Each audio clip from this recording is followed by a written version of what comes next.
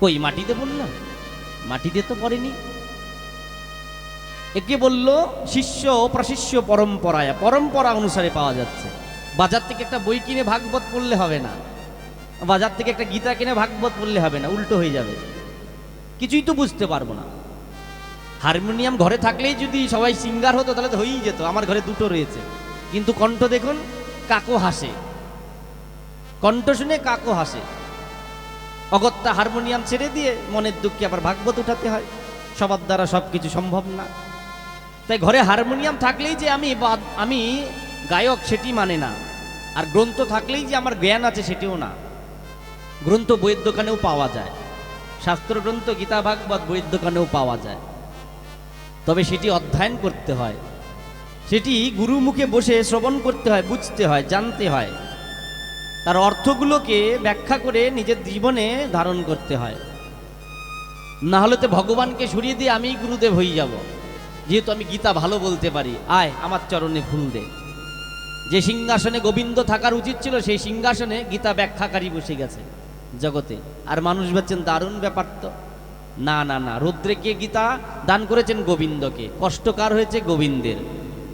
গীতার মালিককে গোবিন্দের, তাকে সিংহাসনে বসাও। তুমি জানো ব্যাখ্যা করো, তুমি নিচে বসো, গোবিন্দের জায়গায় গোবিন্দকে দাও। গীতা গোবিন্দের, গীতার অর্থই হচ্ছে গোবিন্দকে প্রকাশ করো, গোবিন্দের কথা জানাও। তুমি গুরুদেব হয়ে গোবিন্দকে সিংহাসন থেকে বের করে দিলে, আর গীতার নানান শ্লোক বলে বলে জগৎকে দান করে তুমি তোমার স্বার্থ করে দিলেন, হলো না। হ্যাঁ, তোমার প্রতিষ্ঠা বাড়বে, নাম বাড়বে, যশ বাড়বে, কিন্তু আলটিমেট কি হবে? শেষ জায়গাতে গিয়েই তোমাকে কিছুই থাকবে না। তাই এই ভাগবত কথা ভগবানের, গীতা কথা ভগবানের। না না না, শিষ্য প্রশিষ্য রূপে এটি এসেছেন, তার জন্য উঁচু থেকে পড়েও ফেটে যায়নি।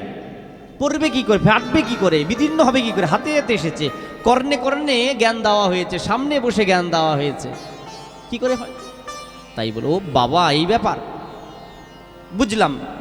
তোমার ফল যে ভাগবত ফল মিষ্ট, এটা কি করে বুঝব? ফল তো টকও হয় না, আমার ভাগবত ফল টক হবে না, ব্যাস দেবো কেন?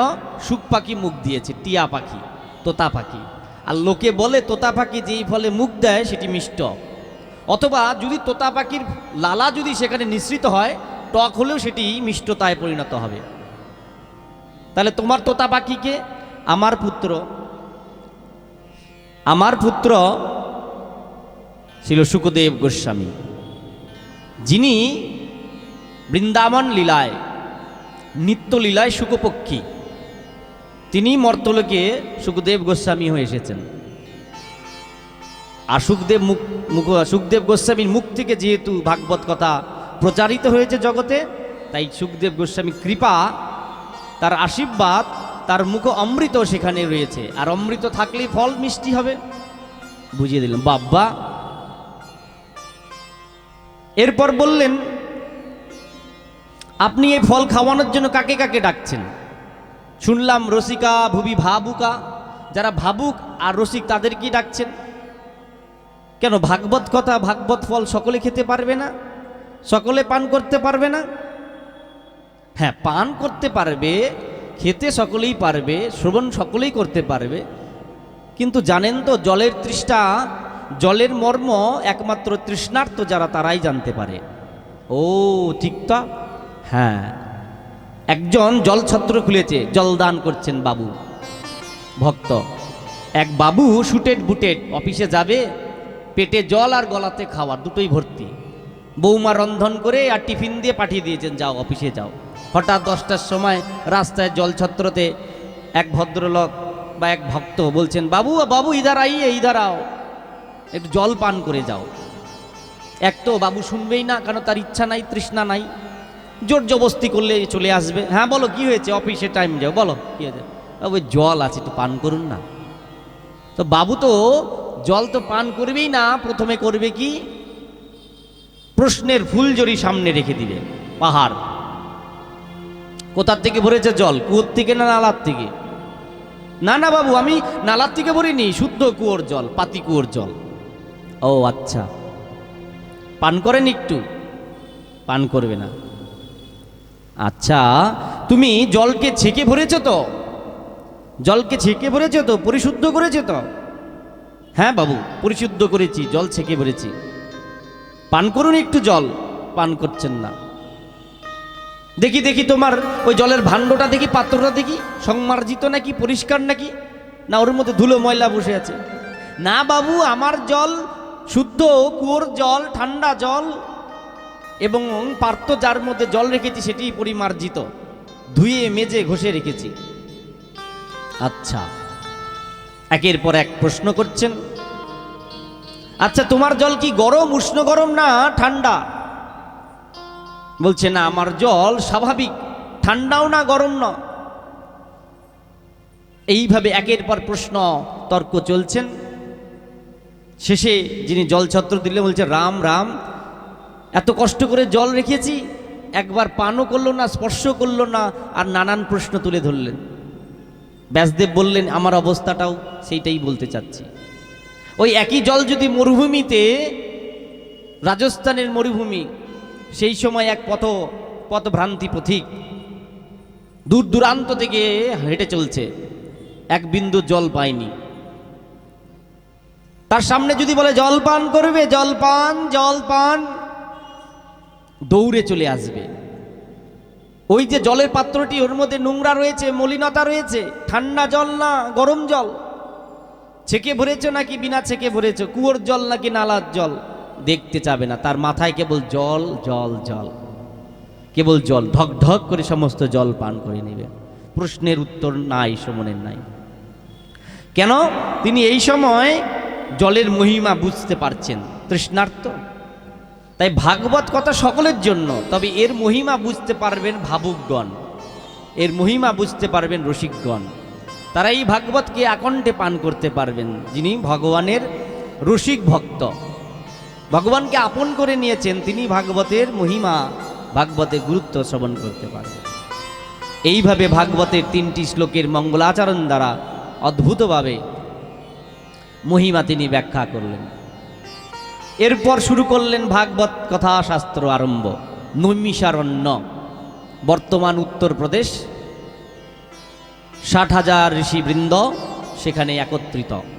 মুখ্য পুরোহিত বা মুখ্য ঋষি হচ্ছে শৌনক ঋষি, আর অন্যান্য ঋষিবৃন্দ রয়েছেন। সকাল সকাল হোমযজ্ঞ হচ্ছে, ধোয়ায় ধোয়া। হঠাৎ দৈবক্রমে রোমহর্ষণ, উগ্রশ্রবা সুত গোস্বামী পাদ সেখানে আগমন হলেন। বলিয়ে সুত গোস্বামী পাদ কি। আসুন আসুন, বসুন। আমরা তো তাই ভাবছিলাম যে কোনো পুরাণ শাস্ত্রবিদ এলেই ভালো হয়, যিনি শাস্ত্র কথা জানে। সামনে কলিকাল, কলিকালের মানুষের কথা চিন্তা করে আমরা ভারাক্রান্ত হয়ে আছি। আপনার কাছে আমাদের কতগুলো প্রশ্ন রয়েছে, যদি কৃপা করে উত্তর প্রদান করেন।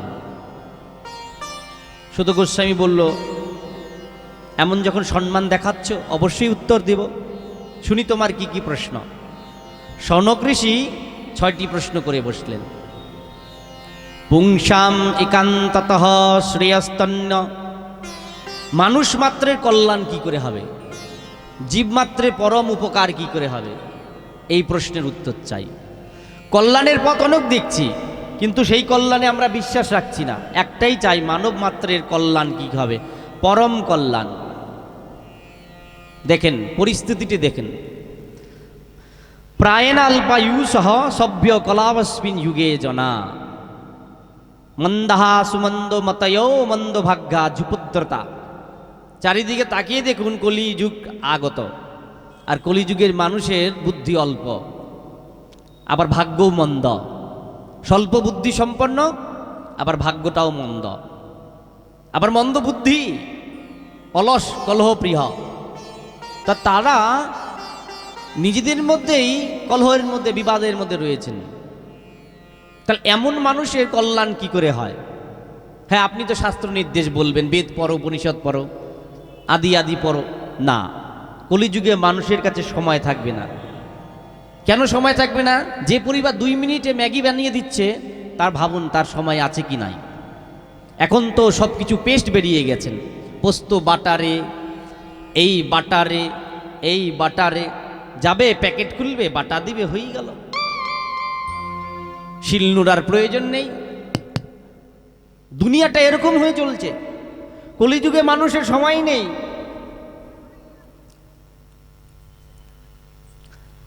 সংসারে সময় দিতে দিতে ভগবানের জন্য সময় দেওয়ার তো আরো। তাই এক কাজ করুন, আপনি যে শাস্ত্রের কথা বলবেন সেই শাস্ত্র অনেক রয়েছে এবং শাস্ত্রের অনেক ভাগ রয়েছে। ভুরিনি ভুরি কর্মাণি শ্রোতব্যানি বিভাগসহ, কত শাস্ত্র পড়বে, কত শাস্ত্র জানবে। এক কাজ করুন, আমার তৃতীয় প্রশ্ন হচ্ছে অতঃ ইয়ৎ সারং ব্রূহি, সর্বশাস্ত্রের সার কথা বলো। এমন একটি শাস্ত্র গ্রন্থ নির্দেশ করে দাও যার মধ্যে সমস্ত শাস্ত্রের নির্যাস রয়েছে, তা জানলে পড়লেই সব ধরনের সব কিছুর ধারণা হয়ে যাবে। সার কথা বলো। সত্যিই তো সার কথা বলাই তো জীবনের লক্ষ্য। বড় বড় কথা বললাম না, অনেক লম্বা চওড়া বক্তৃতা দিলাম না, অল্প সময়ের মধ্যে যেটি হয় সেটিই মানুষ গ্রহণ করবে।